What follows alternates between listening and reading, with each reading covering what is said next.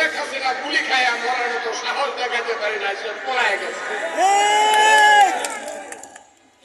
5ই August আমরা জয়লাভ করলাম কার নেতৃত্বে? ছাত্র জনতার নেতৃত্বে। নেতৃত্ব দিল মেনলি ছাত্ররা।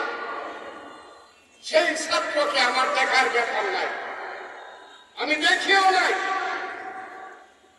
সেই ছাত্ররা আমি দেখছি গান বাজাইছে, আজকে ওই গানটা এখানে আমি শুনছি।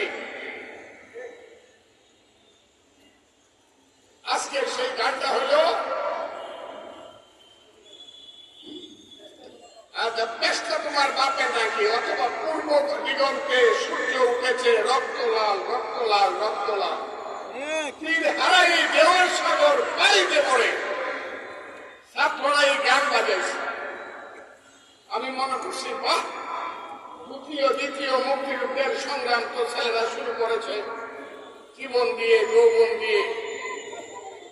নিজের 2 ছেলে, একটা ব্যারিস্টার আর একটা 5 বছর আগে এমএ পাস করছে, রাত 2টার সময় দরজা খুলে বেরিয়ে গেছে। আমি আমার স্ত্রী টের পাই নাই। রাত্রের পরে যখন সকালে আসছি, কোথায় গিয়েছিল? ছেলেরা বলছে আন্দোলনে গিয়েছিলাম। আমি বলছি তুমি তো ব্যারিস্টার, তুমি তো এখানে প্রফেসরি করো, তুমি আন্দোলনে কেন গেছো? তারা বলছে এই সময়ে যদি ফ্যাসিস্টকে হটাইতে না পারি তাহলে কাপুরুষের মতো এখানে বাঁচতে হবে। এই কারণে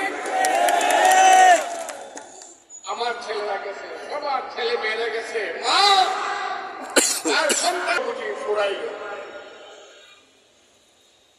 কিন্তু আমাদের ময়মনসিংহ অঞ্চলে একটা গান আছে, বারি সিদ্দিকী নামে একজন বাউল সেই গানটা গাইত।